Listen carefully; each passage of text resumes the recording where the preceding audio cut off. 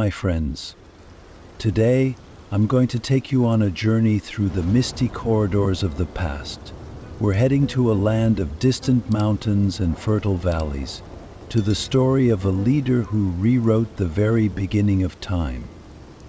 This leader didn't just make his mark with powerful armies, but also carved his place in legend with his sense of justice, Cyrus the Great.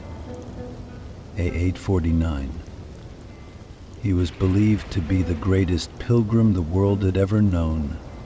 He ruled the world for over 3 centuries. Together we'll take the first steps of the Persian Empire, a moment not just marking the rise of a kingdom, but the dawn of an era. But first, have you ever wondered where such greatness comes from? Was it the hardships of his people, shaped by the harsh winds of the desert, that made him so determined?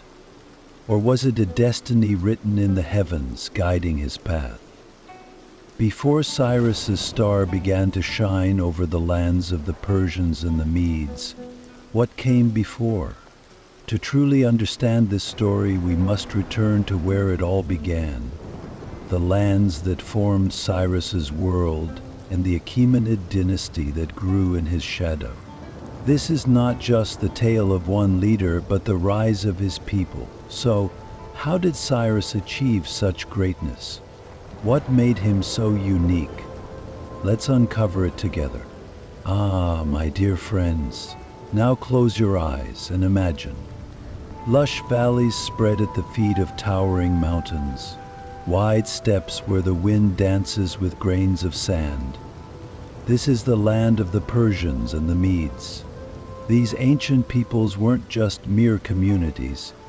They were the embodiment of the power of the earth and sky itself. At the beginning of our story, let me take you back through the dusty pages of time. The Persians and Medes planted their roots deep in the distant past. Their story begins in what is now Iran, with the migrations of Aryan tribes.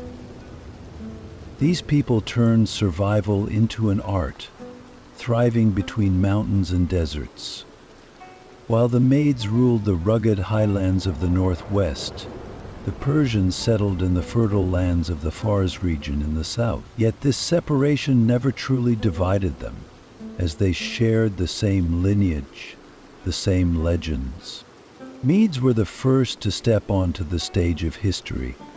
With their fierce warriors and shrewd leaders, they dominated neighboring peoples, even challenging the mighty Assyrian Empire.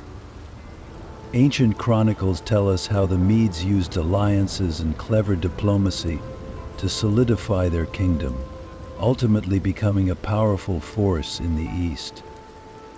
One of their most notable leaders, King Cyaxares, proved his skill both on the battlefield and in politics, elevating the Medes to the status of an empire.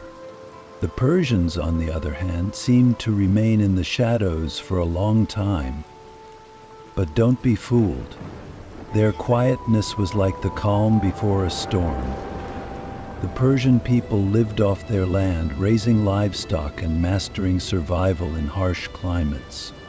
They raised their children with swords and bows in hand, and worshipped their gods with profound devotion.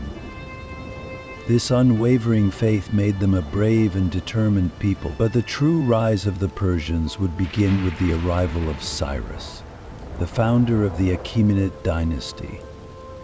But we must be patient for that part of the story. So, of course, the tale of the Persians and Medes wasn't just about their relationship with one another. In the world of that era, other great powers loomed. The Assyrian Empire dominated Mesopotamia, while the kingdom of Elam in the east had lost its former glory but still influenced the region. To the west, powerful kingdoms like Lydia and Babylon shaped the ancient landscape through trade and cultural influence. Amid this vast political and cultural tapestry, the Persians and Medes sought their place. But how did the Persians, rising under the shadow of the Medes, managed to carve out their destiny. What events led these two peoples to cross paths and unite, creating one of the greatest empires in history? Now, at this very point, our story grows even deeper. Ah, my dear friends, let me take you to the enchanting and bittersweet beginnings of history. Picture the barren steppes, hear the song of the wind echoing across this vast land. Here, in these expansive realms, lie the deep roots of the Persian people.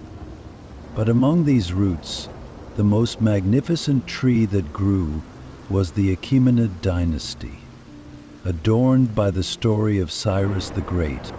It all begins with the destiny of the family, one that was far from ordinary. This was the family of leaders of the Persian tribes, claiming their lineage from myths and gods, securing a place in the hearts of their people. At the foundation of this dynasty was Achaemenes, the man who lent his name to the great Achaemenid line. Achaemenes was more than just a leader. He was a guide for his people. His name echoed in the mountains and on the lips of Persian warriors, becoming a legend. This legacy was passed down to his son Cyrus, and from then on, the family became a force shaping the destiny of the Persians. And then enters Cyrus' grandson, Cambyses, the father of Cyrus. Cambyses was a leader known for his efforts to unite the Persian tribes. He worked with patience and wisdom to free his people from the influence of the Medes. But, my dear friends, fate often weaves its threads through dark and mysterious paths when determining the future of a dynasty. Cambyses' son, Cyrus, was no ordinary child. His birth marked not just the dawn of a new family member, but the turning point for an entire nation. Legend has it that Cyrus's birth even haunted the dreams of Astyages, the king of the Medes. One fateful night, Astyages dreamt of a tree growing from beneath his throne, its roots spreading and covering all of Asia. The soothsayers interpreted this dream as a prophecy. A child born of the Persians would rise and eclipse the Medes' power. Thus Cyrus's birth became a threat to the Medes. Cyrus grew up under the shadow of these threats. His childhood was anything but ordinary for a royal heir. It is said that Astyages, fearing the prophecy, ordered the infant Cyrus to be killed and entrusted him to the care of a shepherd. But fate, as always, had other plans. The shepherd raised Cyrus as his own son, and the young boy thrived amidst the rugged winds of the mountains and the boundless horizons of the steppes. This harsh environment molded both his body and spirit, making him strong and unyielding. His strength came not just from his lineage, but from the very soul of these lands. Years passed, and Cyrus discovered the truth of his identity. Slowly but surely, he began to unite his people. Under his leadership, the Achaemenid dynasty truly came to life. His family had given him not just a lineage, but a mission: to free the Persian people from the yoke of the Medes and alter the course of history. But my dear friends, Cyrus's rise does not end here. This is merely the beginning. How did this young leader come to seize the fate of both the Persians and the Medes, changing the flow of history forever? That, my friends, is a tale for the next chapter, where secrets yet untold await. Ah, my friends, now let me take you on a journey through the depths of history. Imagine, in the heart of vast steppes, beneath the shadows of towering mountains, a child is growing.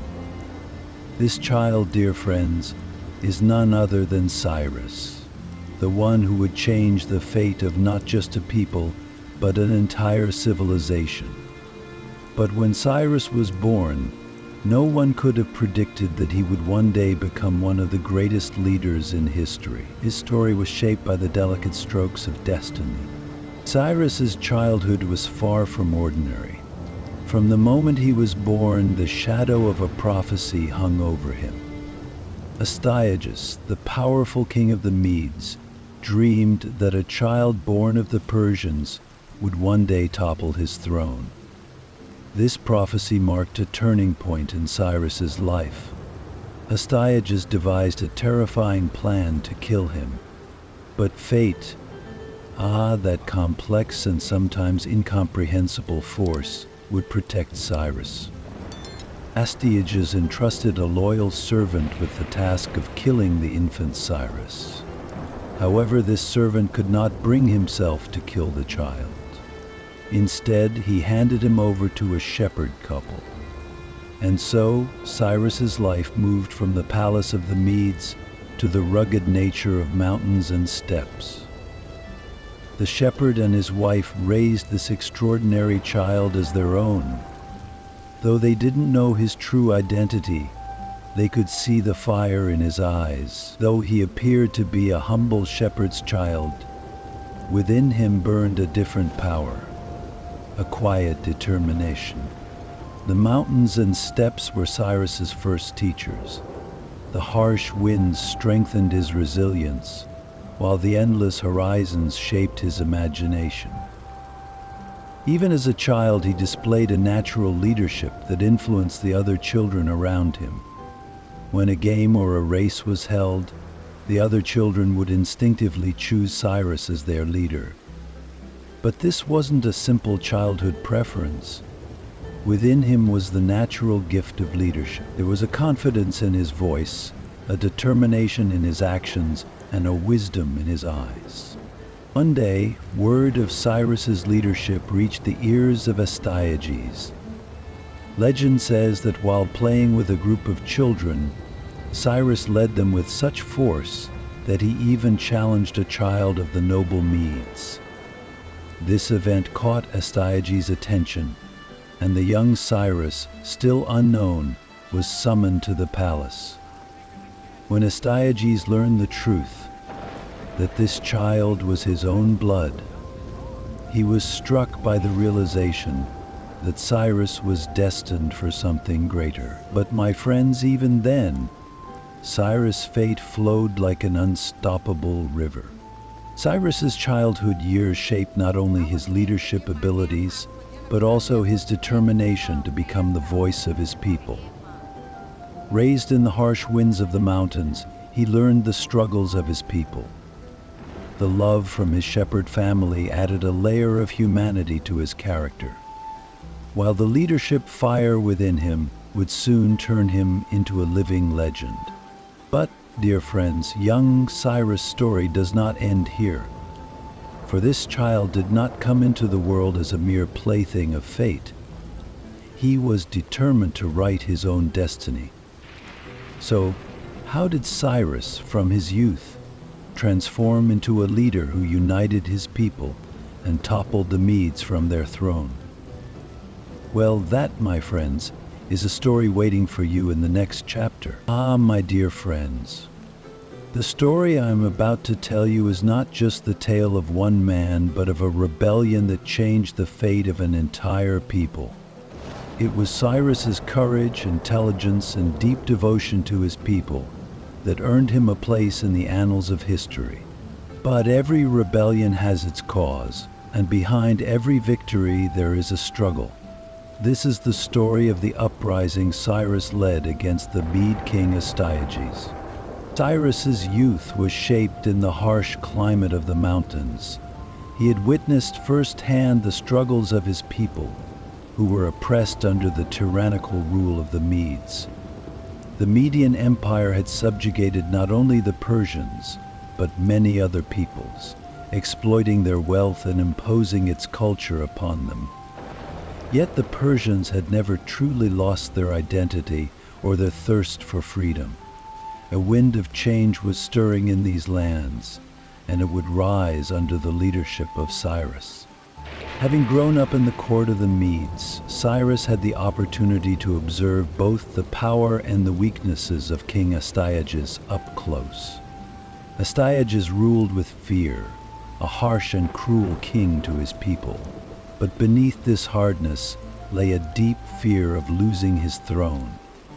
Prophecies and dreams haunted Astyages' mind, and it was on this fear that Cyrus planned to strike.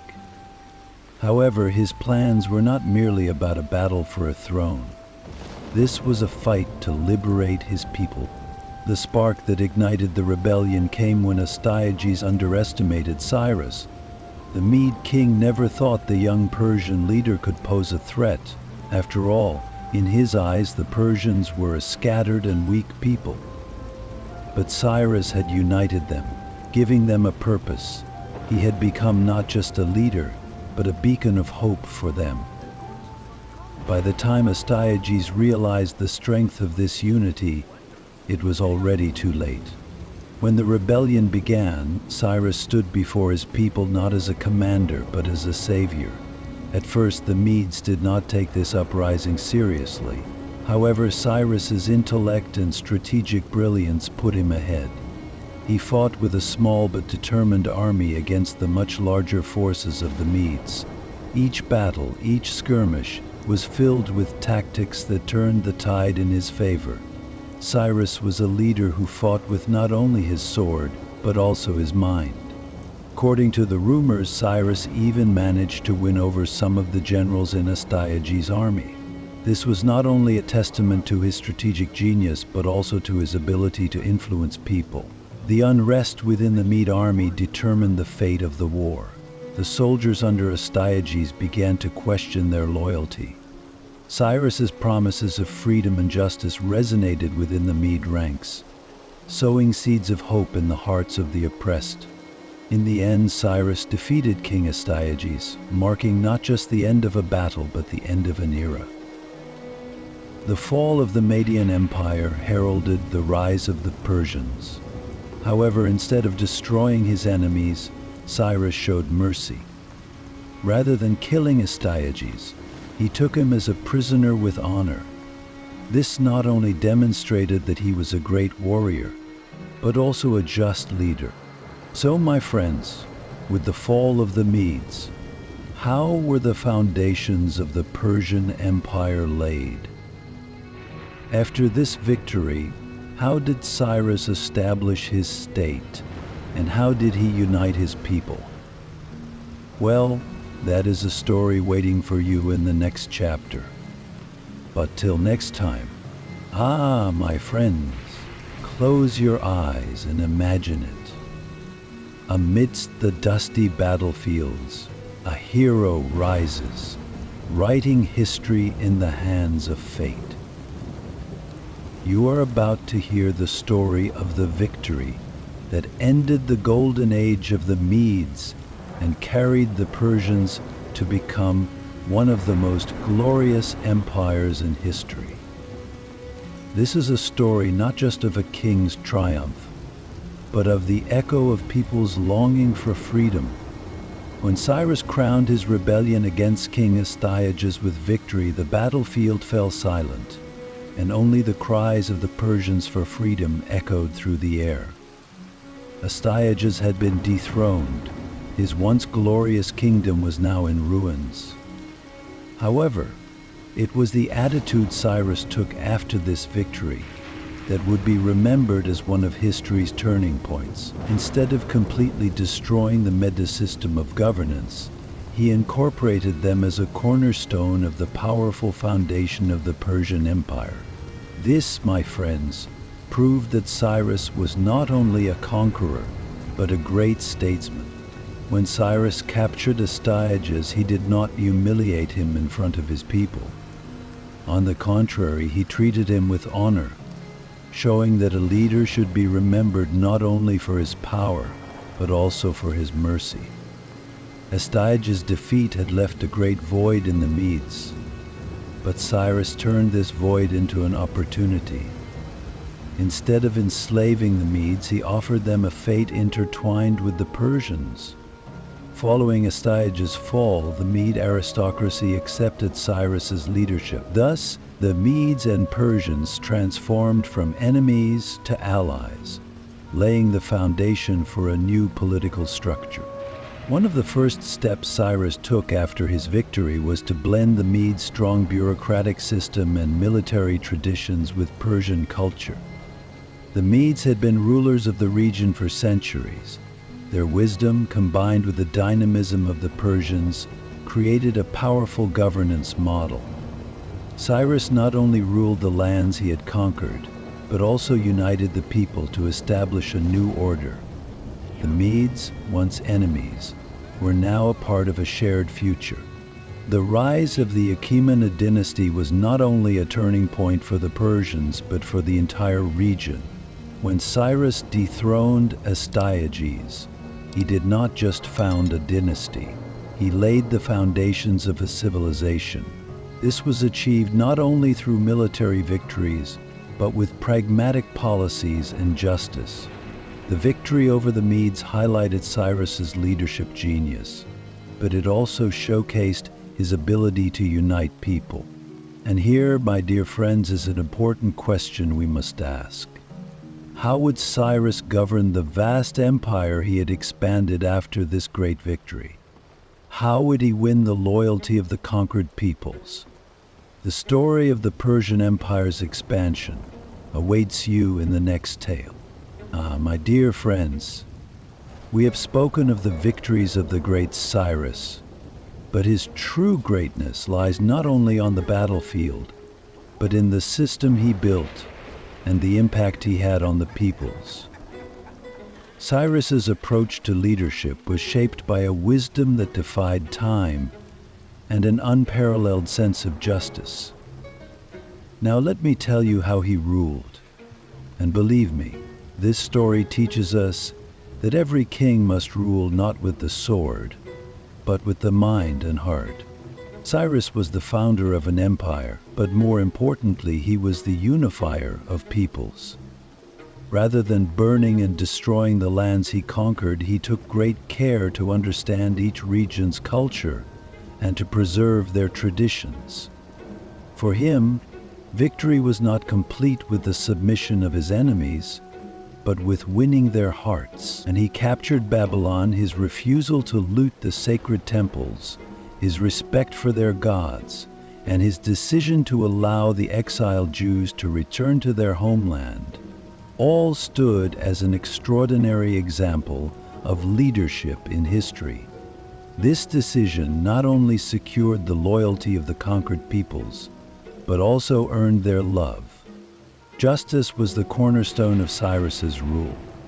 In his court, the voice of the weak echoed as loudly as that of the strong. He built a system in which every individual, no matter their background, could seek justice equally. He brought together peoples who spoke different languages, worshipped different gods, and followed different ways of life, and gave them the freedom to live according to their own traditions. Cyrus was not just a king, he was a guide to the people. They believed in his justice, and under his command they did not live in fear. On the contrary, they took pride in it. This tolerance of different cultures was the foundation of his governance. The Persian Empire became not just a military power, but a mosaic of cultures. The Medes, the Babylonians, the Lydians, the Jews, and many others came together under Cyrus's leadership, under a single banner. But this unity did not mean that anyone had to lose their identity. On the contrary, Cyrus encouraged each people to freely live their traditions, religions, and languages, creating a language and culture that still exists today and helped to give the Babylonian culture its roots and language. Thus, the empire grew not through tyranny, but through voluntary union. In Cyrus's rule, tolerance was not just a political strategy, it was a way of life. This understanding shows that he was a humanitarian leader. In his eyes, there was no difference between a Mede, a Babylonian, or Persian. Every individual was under his protection. Cyrus's approach laid the foundation for one of the greatest empires in history. Under his leadership, the Persian Empire became not just a vast expanse of land, but a world where peoples lived in harmony with one another. Now, my dear friends, we have discussed Cyrus's unique approach to governance, but let us pause for a moment and reflect. Could this system, which held so many peoples together, survive after his death?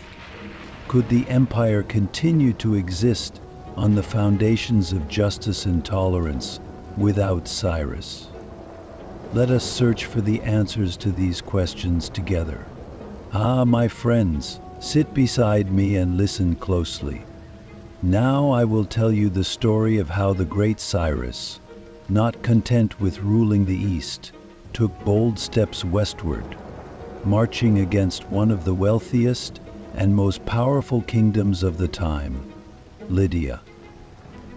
This tale is one of how a kingdom as golden as the sun itself was brought to its knees through wisdom and strategy. Let us dust off the sands of time and begin at the palace of Croesus. The kingdom of Lydia ruled over the rich lands of western Anatolia.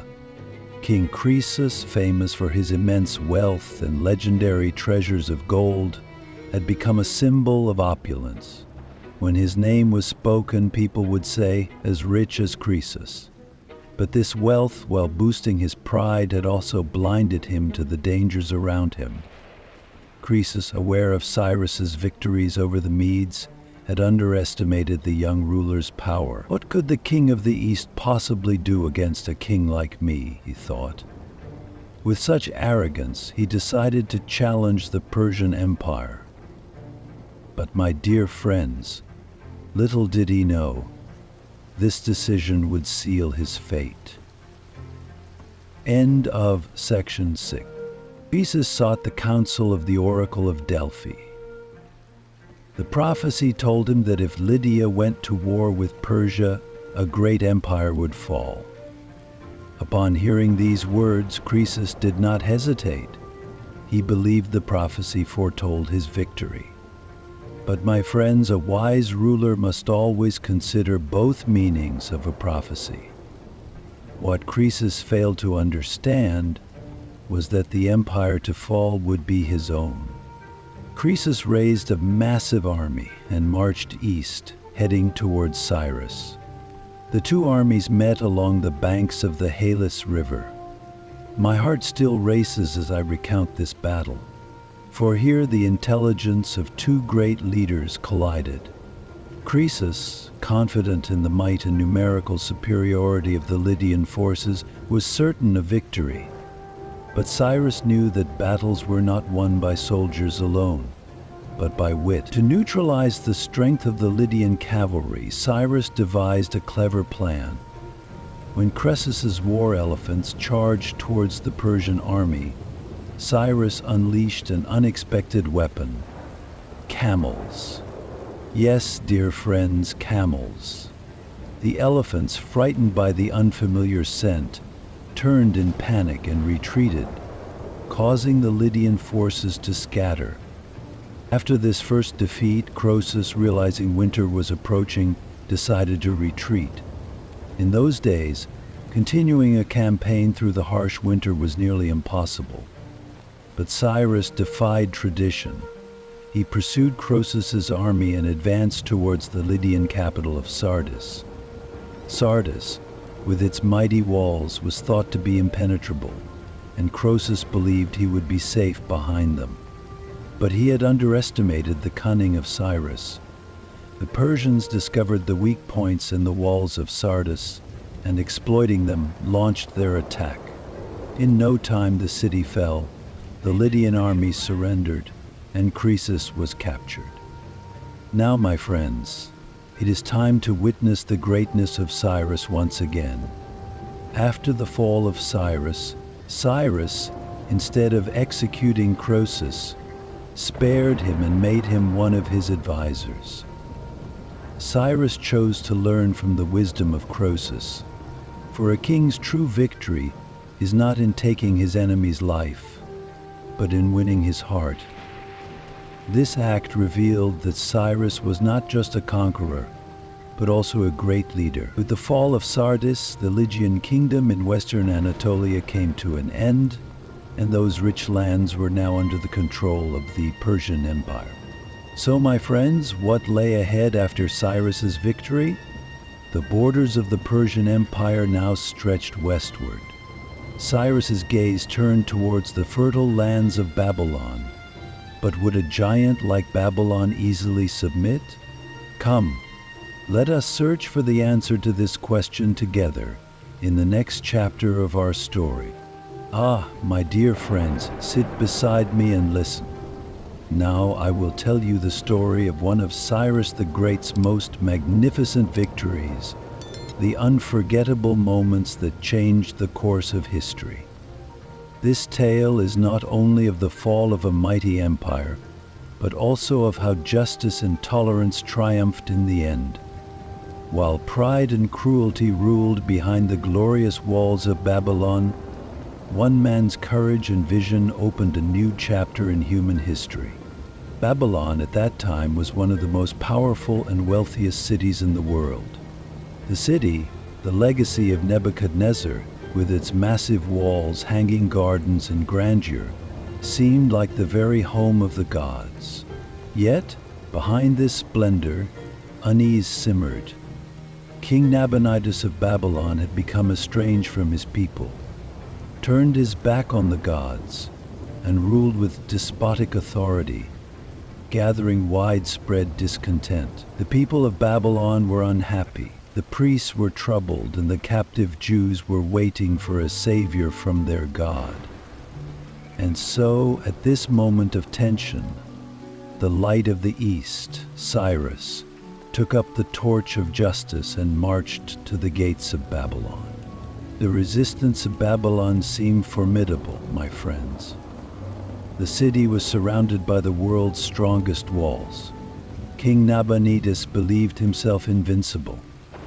But Cyrus knew that this victory would not be won by weapons alone, but by wisdom and strategy. The fertile lands watered by the Tigris and Euphrates rivers also formed the foundation of the city's defenses. Yet Cyrus devised a plan that would make even nature itself partake in this battle. He ordered his armies to divert the course of the Euphrates River and lower the water level. One night, with the river's waters withdrawn, the Persian soldiers silently infiltrated the city through the exposed riverbed. By morning, the people of Babylon awoke to find that a mighty empire had fallen without a sound. But the real miracle, my friends, was not in the way the city was conquered, but in what happened after it was taken. When Cyrus entered Babylon, he did not swing a sword, nor did he shed any blood. Instead, he chose to win the love of the people. As he entered the city, he was not greeted as a conqueror, but as a savior. Nabonidus was deposed, and the hearts of the people surrendered to Cyrus's fair rule. He showed respect to the temples of Babylon and left their gods untouched. This tolerance won him the admiration not just of the people of Babylon, but of peoples across the world. And the Jews, my friends, their place in this story is unique. The fall of Babylon not only changed the fate of a city, but also that of a people in exile. Cyrus granted the captive Jews their freedom. He allowed them to return to their land and supported them in rebuilding Solomon's temple. This was not just a king's love for his people, but a reflection of his sense of justice for all mankind. The Jews called him the Anointed One, and even today they mention his name in their prayers. The fall of Babylon was not merely a victory, it was a turning point in world history, where justice triumphed over tyranny. This victory made Cyrus one of the greatest leaders in history, and his name became immortalized. But my friends, Cyrus's journey did not end here. This leader, who united the peoples of the East and West, set his sights on other lands. So where would Cyrus's final campaign take him? How would the end of his story write the tale of a king whose courage knew no bounds? Come, let us discover this together in the next chapter of our story. My dear friends, as we gather around the warmth of the fire, today I shall tell you about a man whose legacy went beyond conquering lands. He conquered hearts as well. His name was Cyrus the Great. But today I will speak not of his heroics on the battlefield, but of a gift to humanity that still shines through the pages of history. The Cyrus cylinder. Cyrus was known not only as a ruler, but also as a savior in the lands he conquered. Especially when he took Babylon, he proved that he truly deserved this title. Babylon at the time was a city of great splendor, but its people were crushed beneath this grandeur. The city, ruled by tyranny, had turned into a prison due to the ruthless decisions of its kings. When Cyrus approached Babylon, he brought with him the message of justice, freedom, and tolerance. The conquest was completed without turning into a bloodbath. Cyrus did not harm the people of Babylon. He did not touch the city's gods. In fact, he promised to protect the people's beliefs and traditions. But dear friends, the true greatness of Cyrus does not end there. After his victory, he prepared a document.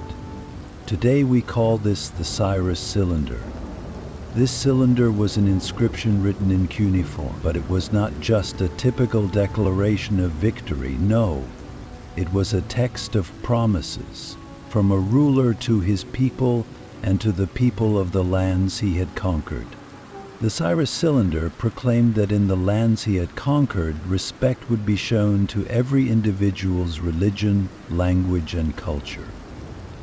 It declared that temples would be rebuilt, statues of gods would be returned to their rightful places, and captives would be freed. For the Jewish people, this proclamation held great significance. The Jews who had suffered under Babylonian captivity were allowed to return to their homeland and rebuild their sacred temple, thanks to Cyrus's declaration. With this document, Cyrus sent a message not only to his own people, but to all of humanity. A ruler should govern his people not with oppression, but with love and justice. Historians regard this cylinder as the first written declaration of human rights, because, unlike the other tyrannical kings of the time, Cyrus's approach showed that he valued people not as slaves or tools, but as individuals. Now, take a moment to imagine, my dear friends, a world once shaken by conquests, now echoing with the message of justice from a ruler. It is as if Cyrus left a whisper for future generations. Humanity can only grow when it values each other. Today, a copy of this cylinder is displayed at the United Nations, because its message still reverberates, just as it did centuries ago.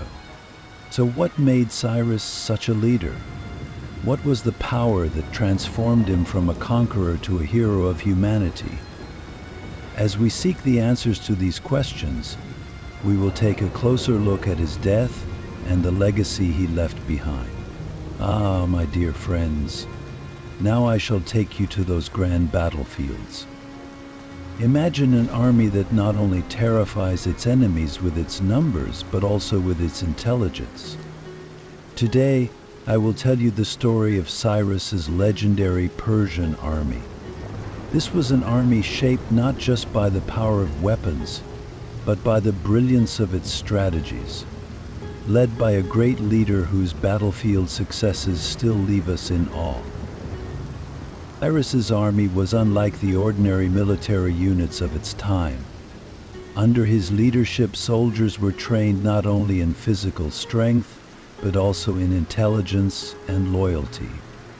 The structure of his army was like a mosaic, made up of various peoples, each contributing their unique skills and martial arts to this massive force. Archers from the mountainous regions of Iran, cavalry from the deserts, and spearmen from the conquered lands. All of these different peoples combined to form a remarkable army. Cyrus understood each soldier's abilities and used them in the right places, creating an army that was unmatched in both flexibility and resilience. But, dear friends, having a strong army alone is not enough. Cyrus was not just a warrior, he was a master strategist. He did not only swing a sword on the battlefield, he sowed seeds of fear in the minds of his enemies. His greatest triumph was knowing when and how to strike. Winning without fighting, that was Cyrus's true art. Take, for example, his campaign against Babylon. By dividing his army into two, he diverted the Euphrates River, allowing him to capture the city, surrounded by massive walls, without shedding a single drop of blood. This wasn't just military tactics, it was the work of a genius. Cyrus's tactics were never just about offense. He was also a master of defense. The advanced fortifications he built along his borders would stop enemy attacks before they even began. The mobility of his army was one of his greatest advantages. He expertly combined the speed of his cavalry with the endurance of his infantry, making it impossible for his enemies to predict when and where they would be attacked. Furthermore, Cyrus never overlooked psychological dominance before a battle. Through diplomacy, he would divide his enemies, incite rebellions, or exaggerate the magnificence of his army to instill fear. Another crucial element to the success of the Persian army was logistics and discipline. Cyrus ensured that his army was always well supplied with food, water, and ammunition. Even during long campaigns, the morale of his soldiers remained high. The secret to this was the bond Cyrus had with his men. He treated them not like subjects, but like a father with his children, sharing in their victories. Because of this, his army was not just a group that followed orders, but a family that was deeply loyal to its leader. Ah, my friends, Cyrus's army was not just a tool for conquest. It was a unifying force. This army brought together different cultures, making them a part of the great mosaic of the Persian Empire. This is why Cyrus's victories didn't end on the battlefield. His conquests became a bridge, uniting people across vast lands. Now, my dear friends, how did this great leader's army, one that inspired fear in his enemies and trust in his allies, shape his legacy? And how did Cyrus's own end mark the conclusion of this magnificent power? Let us seek the answers to these questions in the next chapter. Exercised the soldier and the Roman people, how the war came to end. My dear friends, now let me tell you a story of such grandeur and magnificence, it'll be like the flow of a river from its source to the vast ocean, growing with power and majesty. The expansion of the Persian Empire was not just about the growth of its lands, but about the merging of peoples, cultures, and dreams. Come, let us discover together the secrets behind this expansion and the vision of Cyrus. It all began when Cyrus, as a young ruler, defeated the Medes. The Medes were powerful, but Cyrus's intelligence and patience were even more formidable.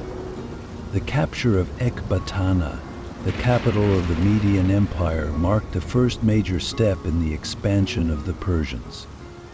However, this victory was just the beginning. Cyrus approached the lands he conquered not with a sword, but with the promise of freedom, winning the hearts of the people without shedding blood or enslaving them. This method would become one of the most important factors in strengthening the Persian Empire and setting it apart from others. Cyrus's eyes were always fixed on the horizon, on lands further afield. The wealthy lands of Lydia and the legendary King Croesus's fortune were his next target. Conquering this jewel of Western Anatolia was no easy feat. Croesus, with his sturdy walls and powerful allies, stood in Cyrus's way.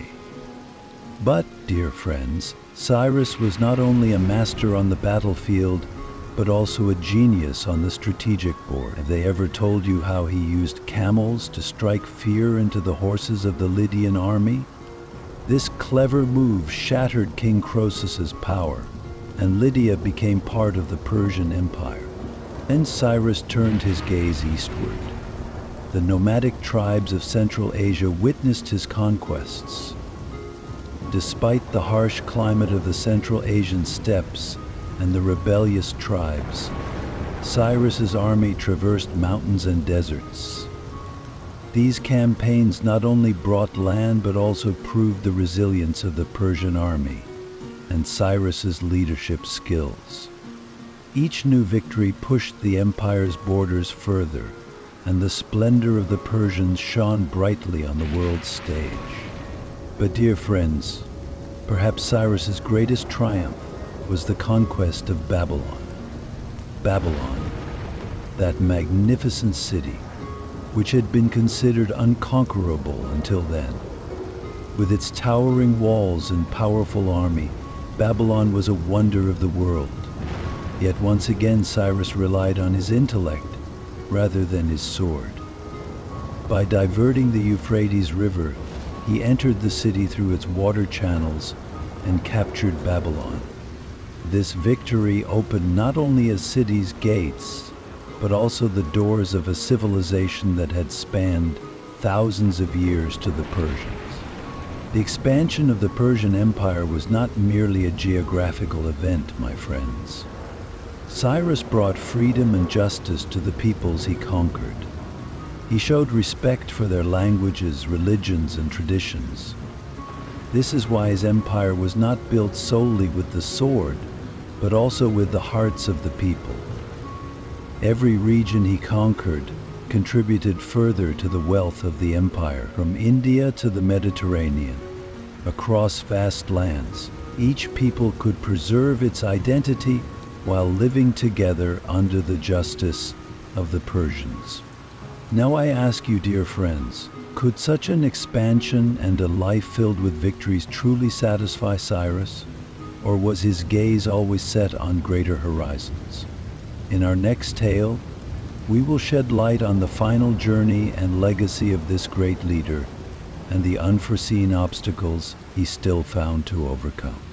Ah, my friends, now let me tell you the final chapter of the life of a great leader who built an empire with justice and courage and who ruled in the hearts of his people, Cyrus the Great. It is a story that encompasses both the glory of victories and the inevitability of death. For every man, no matter how great, is mortal in the end. And even the death of a leader like Cyrus was no ordinary end. It became a tale wrapped in stories, legends, and rumors, an ending that defied time itself. Cyrus's final campaign was against the rebellious tribes in the east of the Persian Empire. The mosaic, led by a powerful and proud queen named Tomyris, became his last great challenge. Some say this campaign was driven by Cyrus's unquenchable thirst for conquest. Others argue it was a preemptive measure against the rising threats in the east. But whatever the cause, this campaign would be the one that brought his life to its conclusion. The mosaic fought fiercely on their harsh lands, the vast steppes and expansive plains serving as the battlegrounds for this deadly contest. But the most dramatic part of this story is not the battle itself, but the trap set by Tomyris. According to some accounts, Tomyris devised a false retreat to lure Cyrus's army into a dangerous situation. Eager for victory, the Persian forces pressed forward, only to be ambushed and utterly defeated. It is said that Cyrus met his end in this ambush, possibly in an epic duel. Some legends tell that Tomyris, after defeating him, severed his head and cast it into a skin bag filled with blood, saying, "You could not get enough of blood, now drink your fill." The Trojans also buried Tomyris under the tree of Prometheus. However, my dear friends, the stories surrounding Cyrus's death do not end there. Some historians claim he was assassinated not on the battlefield but during a diplomatic meeting with another enemy. Others suggest that he succumbed to illness in his old age and passed away quietly in his bed. Yet what remains certain is that even after his death, his name lived on. His people kept his memory so alive that the name of Cyrus became almost immortal. After his passing, mournful songs echoed across the Persian Empire. The people grieved not just the loss of a king, but a father, a savior, and a visionary. Works like the Cyrus cylinder stand as eternal proof of his love for his people and his sense of justice. Even today, his name reminds us of leadership and virtue, and the way in which he turned his life against the tyrants helped the people control themselves. Now, my friends, is the end of this story truly an end? Or does his death signal the beginning of another era? In our next tale, we will follow the story of Darius, the one who inherited Cyrus's legacy, and the days when the Persian Empire reached its zenith. But remember, every legacy comes with its own trials. Will Darius succeed in this trial? Ah, my dear friends, with the passing of Cyrus, the story of the Persian Empire did not end. Rather, the doors to a new era were opened. Cyrus's legacy was not limited to the land alone. His system of governance based on justice, his cultural tolerance, and his vision of unity among the people shone like a compass before every new ruler who sat upon the Persian throne. However, preserving and expanding this legacy was no easy task. He was not, and this formidable responsibility would fall upon the emperors who followed him. And they did. After Cyrus, the throne was taken by Cambyses II, who sought to continue his father's spirit of conquest. His campaign against Egypt was meant to prove that he was not just a king, but also a conqueror. Yet the internal strife and the weakening of the army during Cambyses's reign made it difficult for him to become a leader as effective as his father. His harsh rule was often compared to Cyrus's merciful justice, and it faced much criticism. Unfortunately, Cambyses's reign was short-lived, casting a shadow over his father's legacy. Next, the throne was passed to Darius I, and here the world would witness how an empire could be built upon the foundations laid by Cyrus. Darius carried the Persian Empire into a golden age, both politically and economically. Darius's greatest achievement was organizing the empire into a manageable structure. He divided the vast lands into provinces called satrapies, appointing governors who were loyal to the central authority. This system brought order to the vast empire made up of various peoples, and Cyrus's policy of tolerance was taken even further by Darius. Now the people from every corner of the empire could freely practice their religions and cultures, feeling like an integral part of this great system. Darius not only expanded Cyrus's legacy with his governance, but also through infrastructure. One of the greatest accomplishments of his reign was the construction of the Royal Road, which not only facilitated trade, but also allowed cultures to intermingle. This road became the lifeblood of the empire, connecting its vast borders. Every caravan, every traveler was part of the united world that Cyrus had once dreamed of. What about Cyrus's sense of justice?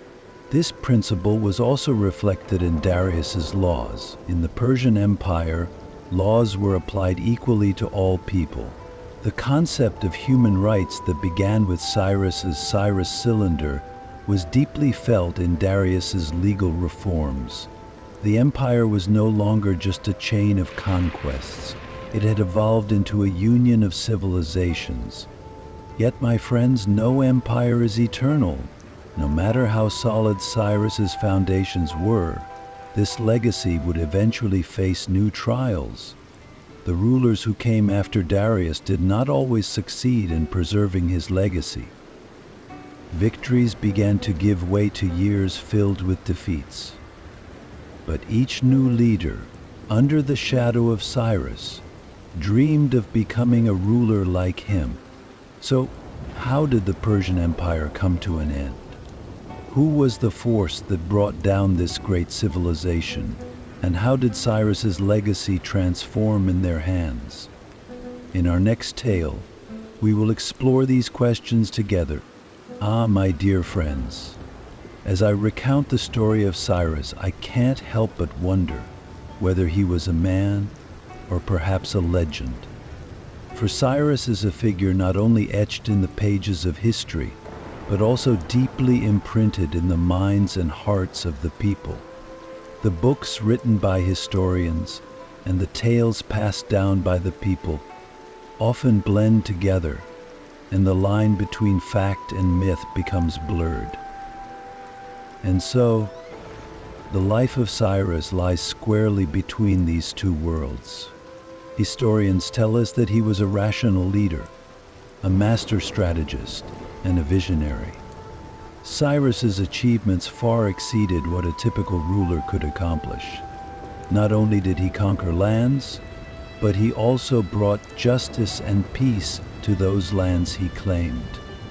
When he conquered Babylon, the people greeted him with immense joy, not just as a military victor, but as a ruler with a governance philosophy that was as remarkable as the conquest itself. His famous Cyrus Cylinder, known as the Charter of Human Rights, provides us with an unparalleled glimpse into his management philosophy and his perspective on humanity.